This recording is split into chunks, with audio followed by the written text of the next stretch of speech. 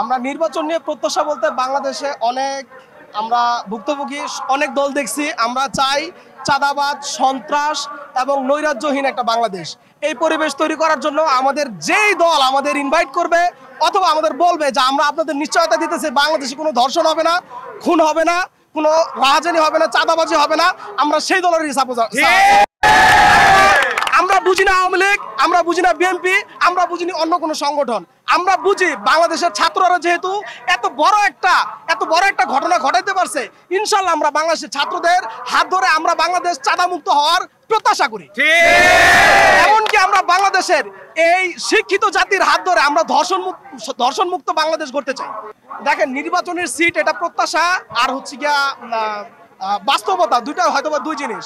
আমরা প্রত্যাশা করব বাংলাদেশের মানুষ তথা আমরা বাংলাদেশের মানুষ তাই চাই যারা আমাদেরকে সকল ধরনের নৈরাজ্য এবং দুর্নীতিমুক্ত বাংলাদেশ গিফট দিতে পারে বা বাংলাদেশ আমাদেরকে কি উপহার দিতে পারে। এর জন্য আমরা যে যার পছন্দ আমরা তারাই তো ভোট দিব, এটাই তো স্বাভাবিক।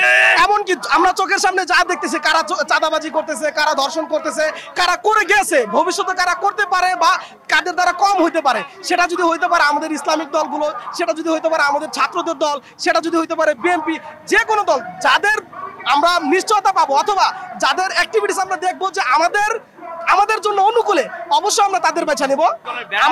আমার পিছনে যারা আসছে তারা ছাত্র, আমি সাধারণ জন না, আমি কোনো দলের ম্যান্ডেট নাই, বাট ওদের ভালো লাগতেছে, ওরা চাঁদা মুক্ত বাংলাদেশ গড়ার প্রত্যয় আমাদেরকে আশ্বাস দিচ্ছে। শৃঙ্খলা যেন ঠিক থাকে এবং সবাই যেন ন্যায় বিচার পায়, এই প্রত্যাশা তাদের কাছে। তারা যেন সবাইকে এই আশ্বাসটা দেয় এবং তারা ভালো করুক, এটা আমি সবসময় চাই। এবং স্বাস্থ্য ব্যবস্থা, আমাদের দেশের সব থেকে বড় সমস্যা হচ্ছে স্বাস্থ্য ব্যবস্থা। আমরা কেন ইন্ডিয়ায় যাব? আমরা যেন এদেশেই আমাদের স্বাস্থ্য ব্যবস্থা নিয়ে ভালো কাজ করা যায় এবং জনসাধারণ যেন সম্পূর্ণ ফ্রিতে আমাদের স্বাস্থ্য বীমা ব্যবস্থা চালু করুক। কিন্তু একজন মানুষ তার যে কোনো পরিস্থিতিতে যেন সে সকল প্রকার স্বাস্থ্য খরচা বা স্বাস্থ্যের সেবা সে ফ্রিতে এবং এই দেশে করতে পারে।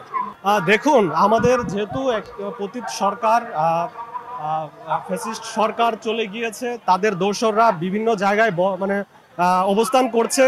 এই অবস্থায় তারা সাহায্য খুব একটা পায়নি, এটা আমি আশা করি। হ্যাঁ, আমি না, সবাই এটা আশা করে খুব একটা যে তারা প্রত্যাশা পূরণ করতে পারবে, এটা কেউ আশা করে না। কিন্তু ডক্টর মোহাম্মদ ইউনূসের জন্য যতটুকু সময় দরকার ছিল সেটা তিনি পাবেন না, যেহেতু এই পরিস্থিতিতে নির্বাচন প্রয়োজন এবং স্থানীয় সরকার নির্বাচন বা জাতীয় নির্বাচন যেটা প্রয়োজন, সেক্ষেত্রে আশা আমি করি না খুব একটা ওনারা প্রত্যাশা পূরণ করতে পারবেন।